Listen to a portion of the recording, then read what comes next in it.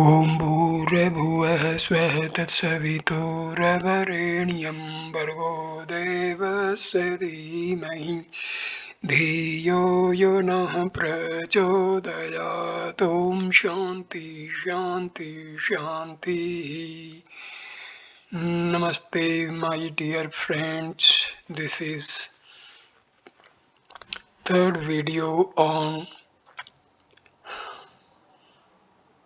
Viveka Chudamani of Adi Sankaracharya. This video starts with verse number 23. विषेभ्य प्रावर्त्य स्थापनम सब गोल के उभये सामी इंद्रियाणाम सदमः प्रीकीर्तितः बाह्यानालंबनम वर्तरेशो परतिरुत्तमा. Steering both kinds of sense organs of knowledge and action away from their sense objects and placing them in their respective centers of activity is called Dhamma, self-control. The best uparti, self-withdrawal, is that condition of the thought waves in which they are free from the influences of external objects.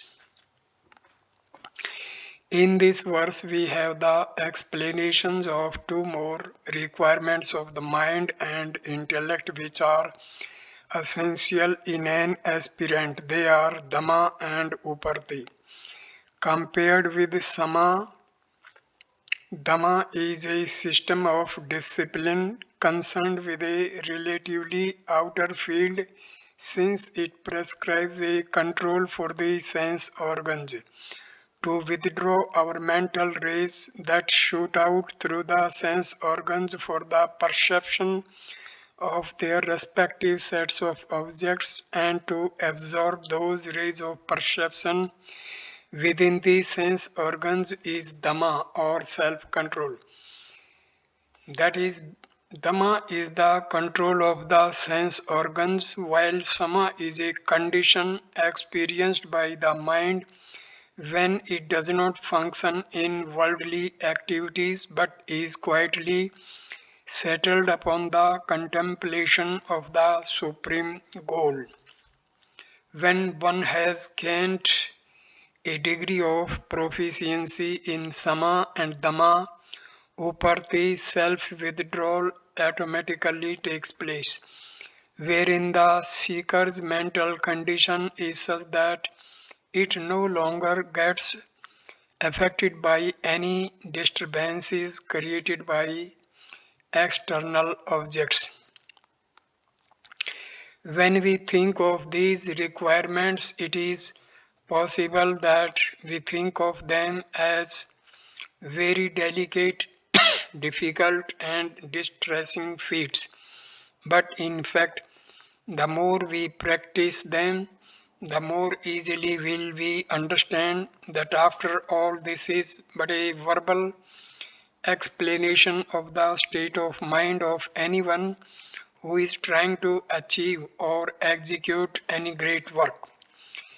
Even on a material plane, we find these qualifications are essential for a person who wants unqualified success in his activities.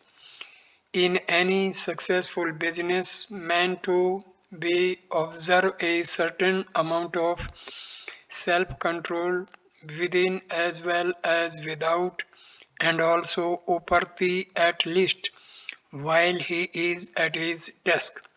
Of course, the comparison of these qualities with the qualities exhibited by the materialist or the money hunter is not fair because a seeker needs a subtlety a million times more than the materialist. Yet, to a large extent, we can appreciate and understand these qualifications within ourselves when we watch for them and experience them as available in our work-a-day world. Verse number 24. Sahanam sarvadukkhana partikar purvakam chinta vilap rahitam sa titiksha nigadhyate. Titiksha is the capacity to endure all sorrows and sufferings without struggling for redress or for revenge, being always free from anxiety or lament over them. Describing the fourth psychological qualification in a man of true spiritual stamina, Sankara gives a full and scientific definition of the quality of silent endurance which is glorified in all the religions of the world. Meek surrender and silent suffering are the watchwords in all religious disciplines. This quality to endure and to suffer for a cause which has been accepted by the individual as the ideal and the perfect finds a place in every great philosophy, whether it is religious or secular, in order to bring about a revolution even in the world outside. The revolutionaries are called upon to make silent sacrifices in order to establish in life. How much more essential is it than in the inner revolution of an individual who is trying to free himself from his psychological and intellectual confines? This spirit of titiksha is to be cultivated and pursued to ensure success in all schemes of subjective rehabilitation. It is a great pity that many people indulge in acts of perversion in the name of titiksha.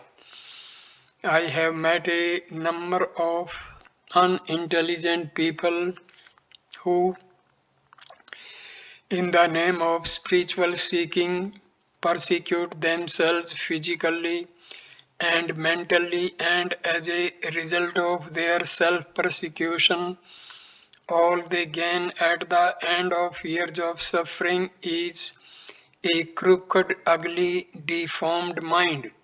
They do not ever achieve the least amount of inward beauty or perfection. Discarding clothes or starving oneself to a skinny existence, denying the body its bare necessities, or giving unnecessary pain to the mind, running away from life, or preserving oneself on inhuman diets in solitary caves, living an animal's life open to a brutal climate, or breaking the body in an effort to make it endure more discomforts. None of this is true titiksha. And yet, how many a blind seeker has founded on this rock of ignorance? Titiksha, forbearance, is that faculty of the mind which it maintains when intellectually it is governed by a tempo and a conviction which is complete and self ordained, divine and noble. When the intellect is fully convinced of its accepted values of life, of the sacredness of its goal, thereafter, in trying to gain it, the mind smilingly faces all difficulties and obstacles. This capacity of the mind to accommodate cheerfully all its vicissitudes and patiently ignore any obstacles that might come its way is titiksha. Verse number 25.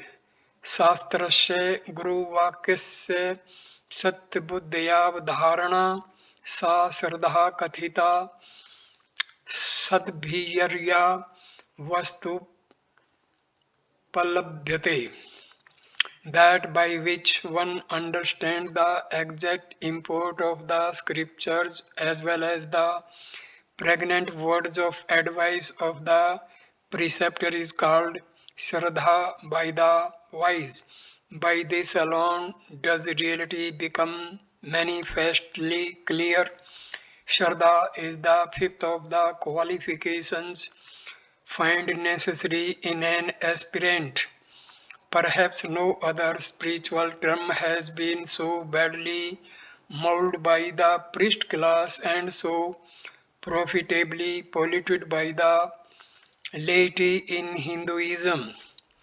In the name of Shraddha, a perverted set of priests start trading upon the highly credulous but extremely ignorant community. Shamelessly but successfully, Shraddha is not blind faith as it is generally understood. It is very clear in the definition of the Acharya that Shraddha is a healthy attempt at a clear intellectual appreciation of the secret depths of the significances underlying the words of the scriptures and the teacher. Indeed, this is an essential requisite for anyone trying to master the truths of the scriptures. The scriptures give us, through a technique of suggestions, as clear a description of the infinite truth as is possible through finite sounds and words. As such, the pure consciousness, which is the core of reality, cannot be defined or expressed in words, and this supreme point of human evolution can only be indicated by the scriptures. So, an honest and sincere effort on the part of the readers and students is absolutely necessary if the words indicating the truth are to be correctly interpreted, understood, and efficiently made use of. This capacity through effort to realize the words of the scriptures in all their suggestiveness is termed as Shraddha. We need a certain amount of Shraddha even in our everyday life. When my friend narrates to me how he fell in love or how he was insulted by someone, in his narration, it is not so much the words that give me a complete idea of what he experienced, but it is my Shraddha in his words that illumines for me in all vividness his experiences. If in the material world it is my Shraddha in the words of the poet that makes me see the face of beauty, if it is my Shraddha in the strokes and colors of the canvas that makes me realize the experience of the artist, if it is my Shraddha in a given prospect that gives me a glimpse of its message of beauty and innocence, if in the gross outer world Shraddha is so essential, how much more should it be so in my attempt to understand the suggestive beauty, the indicative message, and the implied meanings of the pregnant words of the scriptures and of the teacher. Verse number 26. Sarvada sathapanam buddhe shuddhe brahmani sarvatha तत्समाधान में तु युक्तम ने तो चितस्य लालनम.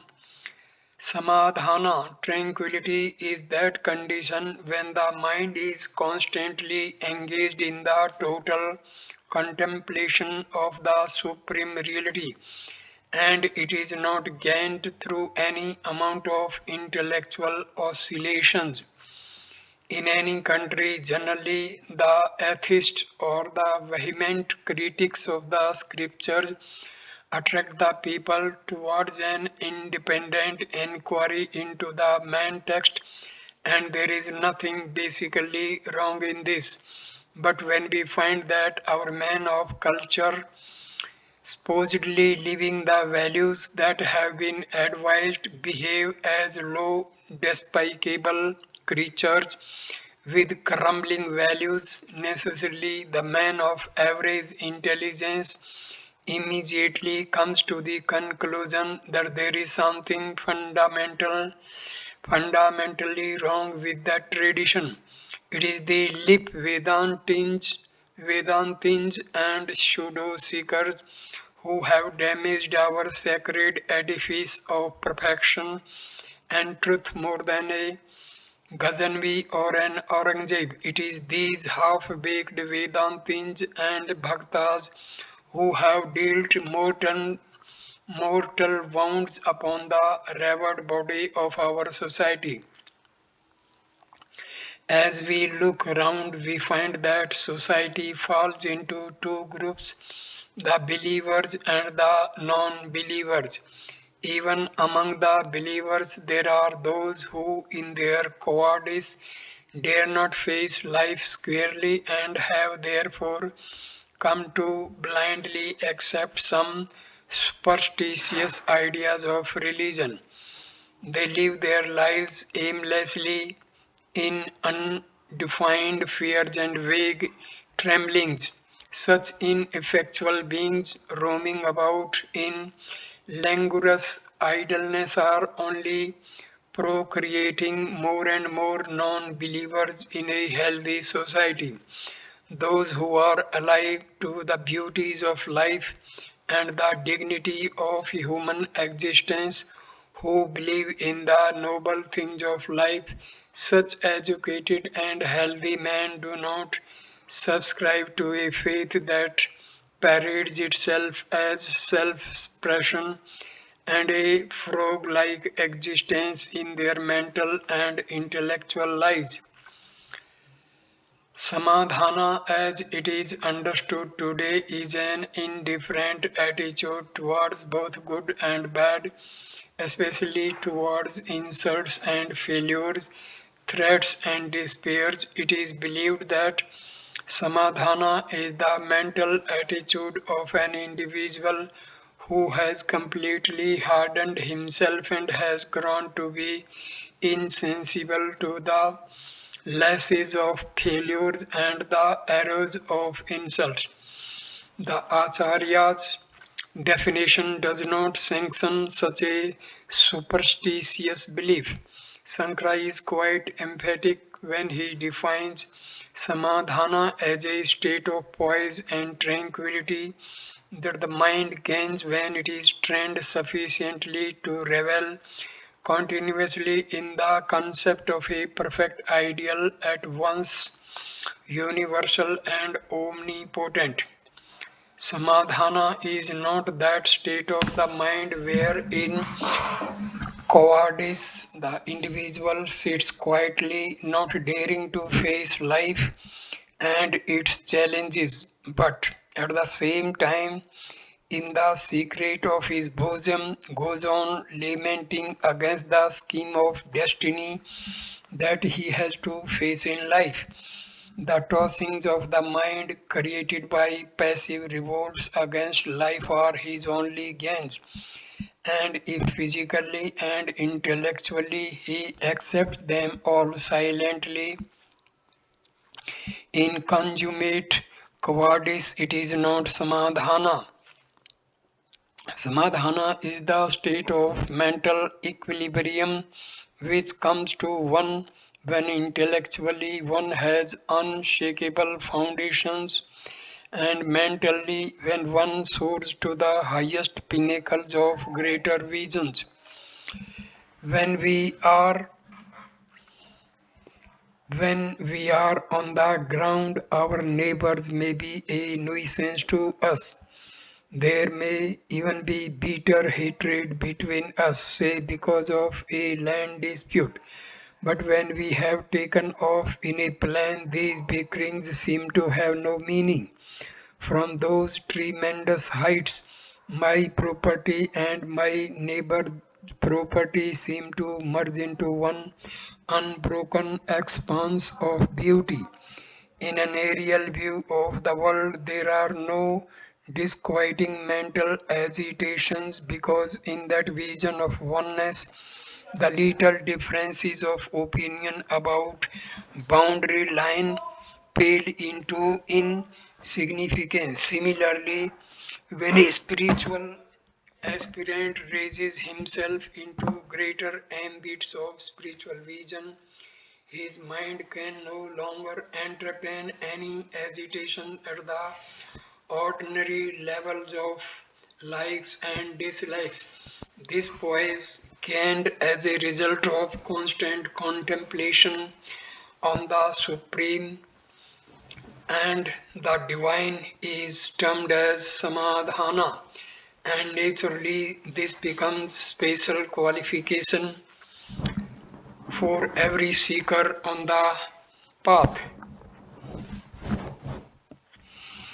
So then these are the six great qualifications that are essential psychological traits in a fully evolved man who alone can walk the last lap of this journey with hope and success. Stanza number 27. अहंकार आदि देहांतान बंधान अज्ञान कल्पितान सब स्वरूपाव बोधेन मुक्तिम इच्छा मुमुक्षता. Mumukshava is the impatient and burning desire to release oneself by realizing the real nature of one's self from all bondages of egotism to the body, etc., which are bondages created by ignorance. In this discussion, we have spoken of number one, discriminative capacity to separate the real from the unreal. Two, capacity to detach ourselves completely from the false, which we have now rightly understood as unreal. Three, calmness, self control, inner peace, forbearance, faith, and self settledness, which are the positive qualities of the head and heart to be consciously developed. Now, last in the series 4, a complete definition of the spirit of seeking that is essential in every neophyte is given. The burning aspiration of a seeker should not be an idle enthusiasm to gain some unknown goal through some mysterious intervention of a god or a teacher. He should definitely know what are his limitations and also the causes for them. He must be clear about his goal and the various techniques and paths by which he can attain it. All these points are hinted at in this small pithy verse. Because of the non apprehension of our real nature, misapprehensions about ourselves arise in our mind. The identification with the body, mind, and intellect, together called the ego, is what gives us our sense of limitations. The limitations do not belong to the self, for it is infinite and absolute.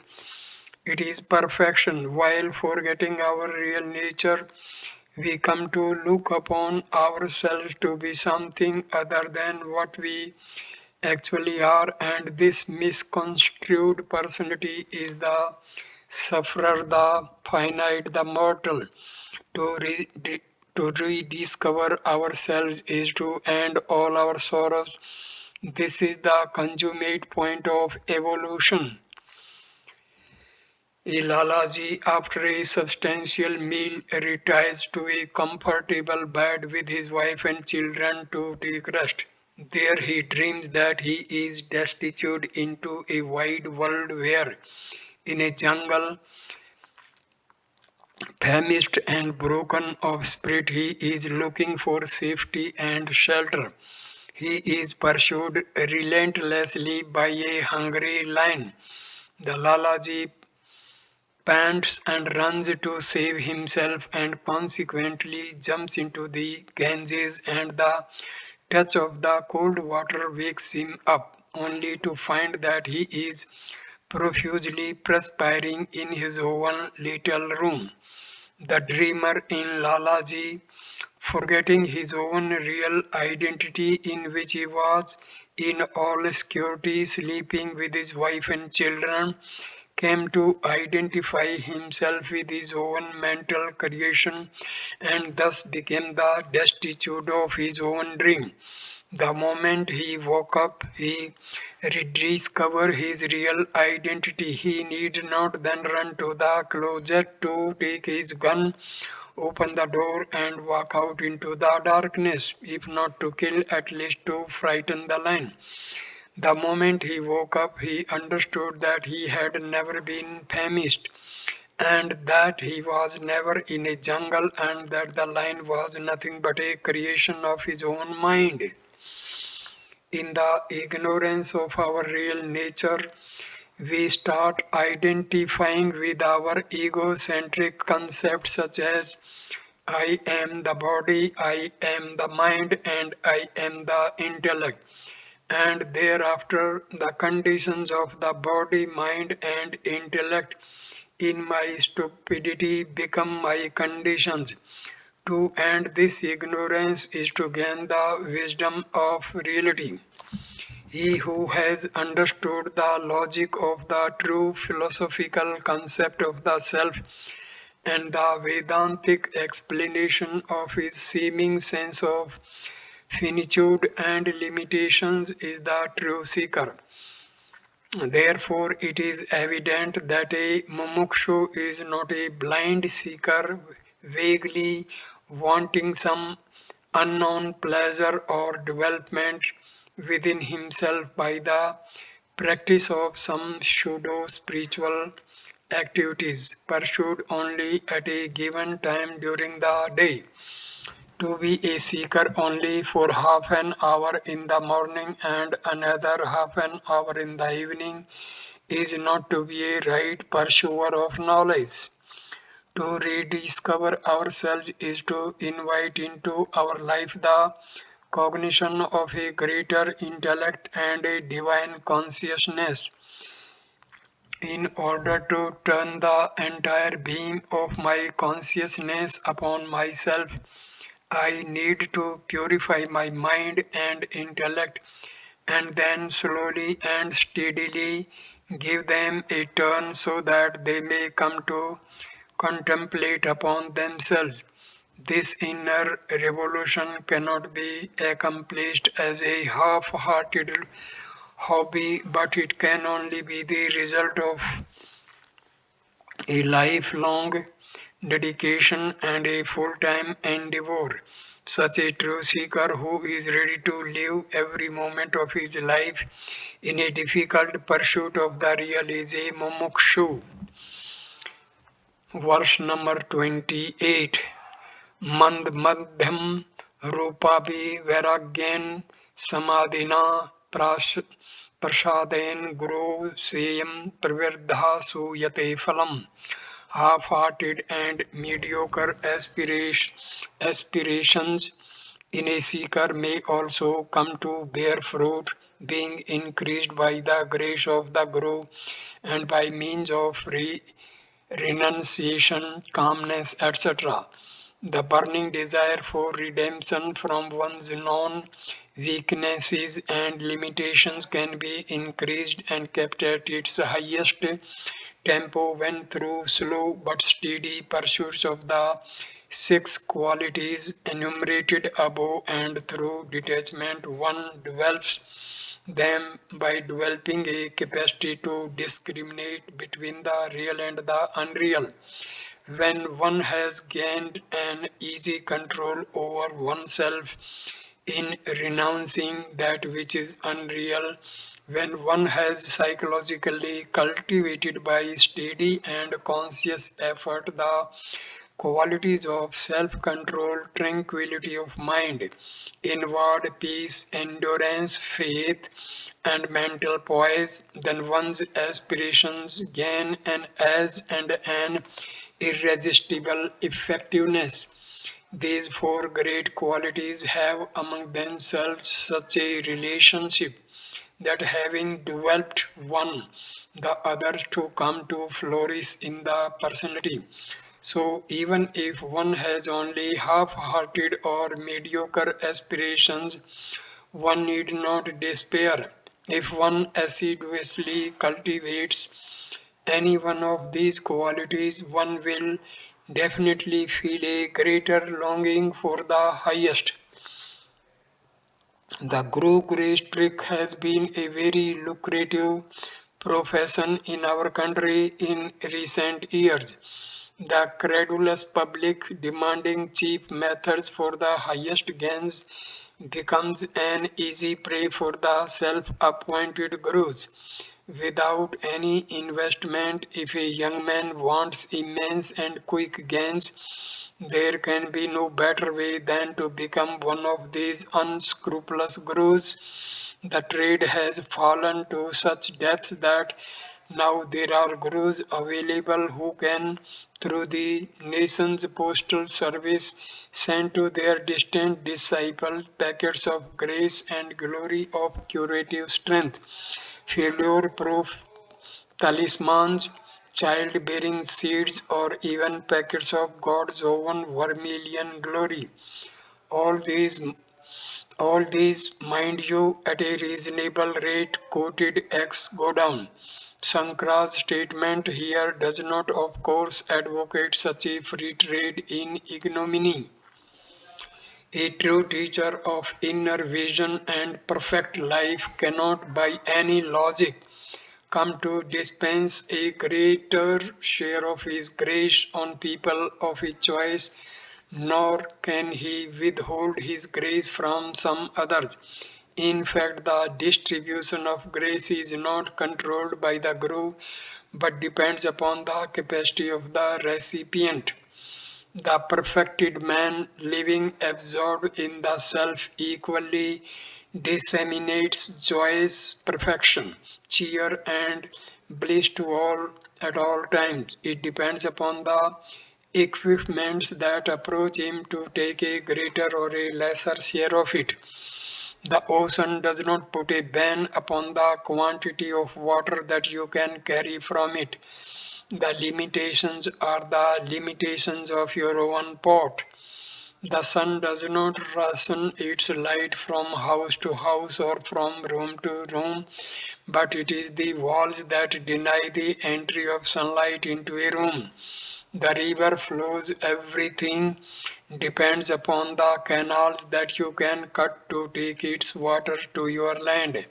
Similarly, the Guru, living in perfection, gives out knowledge in the language of his own intimate experience, and it is up to the individual seekers to get for themselves as much benefit as they can. This shows that when a seeker has developed in himself Viveka, Vairagya, and Shad Sampati, his mumukshtuva increases automatically, and he who has these four qualities can come in contact with the Guru more profitably. The greater the degree contact with the Guru more profitably, the greater the degree to which they manifest in an individual, the more will be the more will he be in tune with the master, and he will be able to understand the significance of the teacher's words completely and exhaustively. Verse number 29. Vairagyam cha mumukštvam tivram yasya to vidyate तस्मिन् अन्ने वार्थवन्तः स्युः फलवन्तः समाधयः. Calmness and other practices have their meaning and they bear fruit indeed. Only in him who has an intense spirit of renunciation and yearning for liberation, There are many seekers who, having practiced for long the six requirements such as calmness, etc., complain that they have not progressed at all. Vedantic practices are not a training in ethics or morality. These great qualities are mainly to create an ethical and moral atmosphere in the psychological field of the neophyte. There are many spiritual cowards who ask merely by living an honest life can we not reach the perfection which is explained as Godhood. This question has become very common these days, and people in confusion and perhaps intellectual fatigue refuse to make a thorough study of the Shastras. Such people claim for themselves as true living in their honest endeavors in life. They say, I am very dutiful, I earn honestly, I look after my home and my dependents, and to the extent I can afford it, I share my wealth with others in a spirit of charity. I believe that I am a nobler soul than those who practice the so-called spiritual discipline. This wrong notion has been blasted by Sankara in his statement that the qualities of self-restraint, self-control, purity, etc. can bear fruit only when they are in an individual who has a complete sense of detachment, born out of discrimination and a burning aspiration to surmount the limitations of his mortal existence. The destiny of some of those I have met who were living an honest life all the time is indeed heart-rending. They live in the world in sensuous excesses, running after the mirage of wealth, power, popularity, enjoyments, etc. And though their means are fair, their goal has always been low and finite. So, in their pilgrimage through life, whenever they come across a ditch of hatred or a mount of challenge, they sit back fatigued and weary and blame religion and their own philosophy based upon hollow and meaningless ethical living. Since spiritual evolution is not the outcome of their pure living, whenever the scheme of things around them changes, they find themselves lost.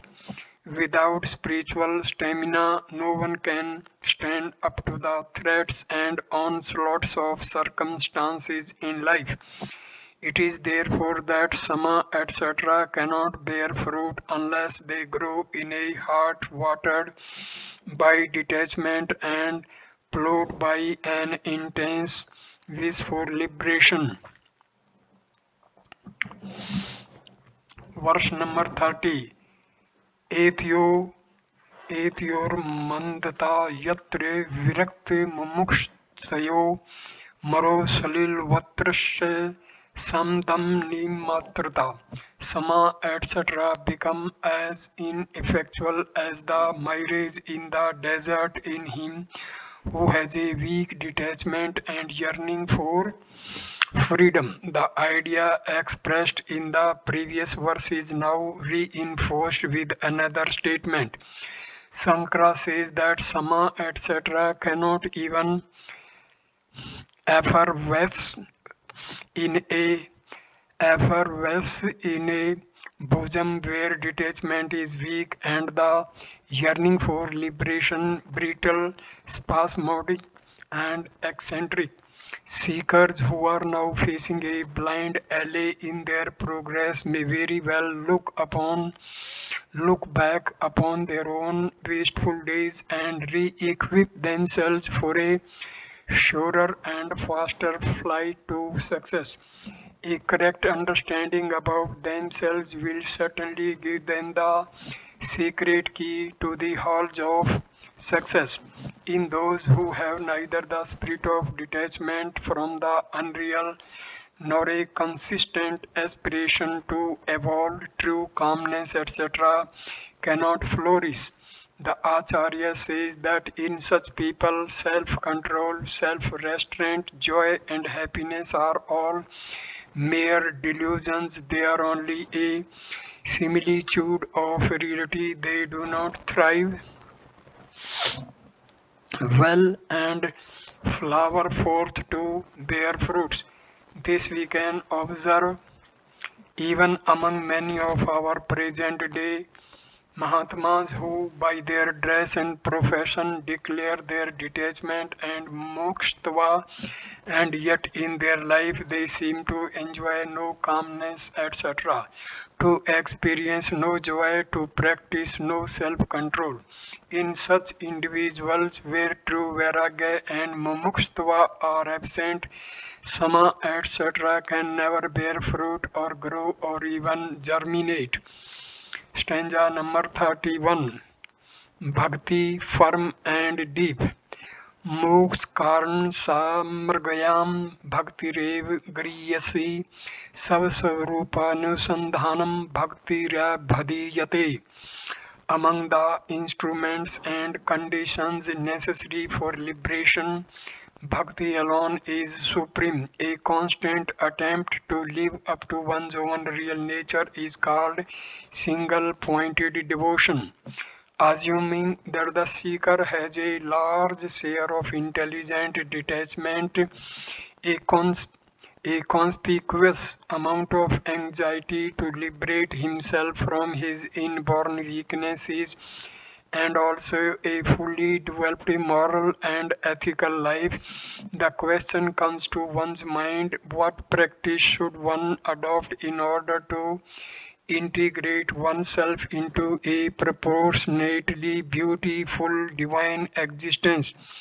According to Vedanta, the means of self integration on the path of knowledge is Atma Vichar, or constant meditation upon the nature of the eternal self. But Sankara makes use of a popular word to indicate the subtle practice of meditation. For this, there are critics who complain that the Prachanna Bodha, the veiled Buddhist, as they sometimes call Sankara, is playing upon the credulity of the people and luring them into his own den. There are Dvaitins who criticize this verse and say that the Acharya is deceiving true seekers by the word bhakti, misinterpreted and misconceived as pure meditation. Sankara says that bhakti is the path, but he adds a codicil explaining the term bhakti. According to him, bhakti is not a practice of beggary at the feet of a noble ideal, however transcendental it may be, but he defines it openly as a constant and consistent effort at raising the ego center from the welter of its false values to the memory and dignity of selfhood. In thus defining bhakti, Sankara cannot be criticized, at the least not by those who understand what he says. Bhakti, as it has come down to us today, represents almost a superstitious conception stinking in its decadence, a moral dread, a disgusting intellectual slavery, a crawling mental attitude, a blind dependence upon a supreme God to take us away from all our self created mischiefs. So we find a self ruined society being faithfully courted by a profit seeking priest class, functioning generally from spiritually polluted centers which have come to be called temples. Those who visit temples with the seeming symptoms of devotion after psychoanalysis are found to be a set of helpless personalities with neither the courage to face life nor the conviction to renounce neither the mental stamina to live nor the intellectual vigor to inquire, neither the imagination to believe nor the daring to disbelieve. They are mainly a crowd of men flocking towards the sanctum, half in fear and half in deluded hopes. Such a devotee in the presence of his brimstone reigning God, who will be angry at every weakness of the mortal, but can be a convenient abater of the devotee's own criminal intentions in society and life, cannot be expected to grow spiritually or to gain any satisfaction from his religion. This is an ugly caricature of the great theory of bhakti as expounded by Vyasa in his Narada Bhakti Sutra. According to the Bhakti Sutra, God devotion has been described as para anurakti, the supreme, unquestioned, unmotivated love for the Lord which seeks no reward. As Khalil Gibran beautifully puts it, love gives not but itself and takes not but itself. Love possesses not, nor would it be possessed, for love is sufficient unto love. This being so, the best of love is in the lover's attunement with the beloved. The attunement is successful to the degree the lover identifies himself with the beloved. Thus, identification is the measuring rod of love. When the identification is complete, love is fulfilled. Identification of the little ego with all its weaknesses, imperfections, and limitations with the absolute reality. Perfection, bliss, knowledge is achieved through a constant remembrance of the nature of self. When the finite ego gets released from its false notions of limitations, it discovers itself to be nothing other than the supreme, and in this self discovery, it experiences complete identification with the self. Then alone is love entirely fulfilled. This process is accomplished through a constant awareness of the divine in us, which can be maintained only if we maintain in ourselves an unbroken stream of divine thoughts. So, Anusandhan, when it is unbroken, increases the frequency of divine thoughts in us, and when the frequency of such thoughts comes to the degree of frequency with which the ego idea now persists in our hearts, we shall be able to experience the divine as intimately and freely as we experience now our egocentric life.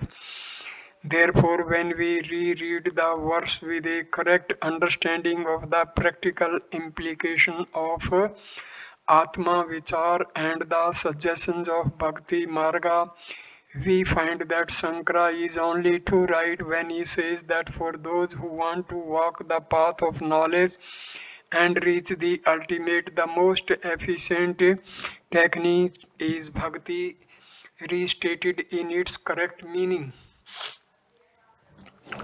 Courtesy of approach and questioning. Stanza number 32. सौ आत्म तत्व अनुसंधानम भक्तिरीत्य परे जगु उक्त साधन संपन्न सत्तत्व जिज्ञासुर आत्मनः उपस्थिते गुरुं प्राज्यम यस्मात् बंध विमोक्षणम. Others say that bhakti means a constant inquiry into the real nature of one's own self. One who has the above mentioned qualifications and is anxious to know the self must therefore devotedly serve, serve a teacher well established in knowledge for redeeming himself from bondage. Continuing the definition of bhakti, Sankara quotes some other great writers who had declared before him that true devotion lies in a constant awareness of one's own real nature. There is a subtle difference between the previous definition and the present. The previous definition prescribes the path by which devotion is gained, and this one declares love as its own goal. One is said to be devoted to his profession when he is constantly aware of his duties in his profession. A full-time dedicated life towards any activity is called, even in everyday life, as devotion. Examples of devoted wife, devoted son, devoted husband, devoted student, etc. are not uncommon usages in our language. To live as the self and to meet others in life, standing upon this solid foundation of the true nature of the self is the culmination of knowledge, and this is termed by Sankara as bhakti. That is, he defines bhakti both as the means and the end. Love is the means to gain love. The path of the seeker is through love to love. In thus hinting at the glory of devotion, the author continues prescribing other practices necessary for a Vedantic seeker during his evolution. A seeker who has the necessary qualifications in order that he may be rendered from his inner weaknesses, attachments, animalism, and false values is advised to serve with the devotion as a teacher who is well established in the experience of the self. We have already described the Guru trick in India, which has made a credulous society fall so precipitously into the depths of utter decadence. As without an instructor, we cannot learn even a simple thing like opening the door of a car or typing, or even the art of eating. We cannot deny the need of a teacher for instructing us to live intelligently. The difficulties nowadays is to find the right type of teacher whom the scriptures call the Guru. Sankara indicates the qualities of the Guru by the pregnant expression pragyam, pragnyam, meaning one who is established in the intimate experience of the divine consciousness in himself. Upasana of the Guru is not a mere survival attendance upon him in an attitude of growing disgust or in a mood of melancholy dissatisfaction. The disciple, out of sheer love and reverence for the Master, forgets himself and serves him at all times and in all possible ways. Thereby, the student is made to remember constantly the glories and the noble qualities of the Master. This constant mental awareness of the ideal through the persons of the Guru slowly and steadily raises the moral tempo and ethical goodness in the neophyte who finds himself well established in his inner purity, which would otherwise have taken him painfully long years to develop. Again, this sort of love making with the Guru, not through the heart and its sentiments, but through the intellect and its idealization, makes the disciple efficient to set himself in unison with the Master, which is essential for the student if he is to really benefit by the Master's original ideas minted in the seer's own inner experiences. When suggestive words of deep import are given out by a teacher in his moments of inspiration, the student at once understands the teacher. It is for this reason that Sankara is compelled to declare that as a result of Guru Upasana, the disciple becomes capable of liberating himself from his limitations. Stanza number 33. Shrotriyo virgino kam hato yo brahmavittam brahman pratah shanto nirindana ivanalah aheto kadya sindhur bandhur rar matam satam.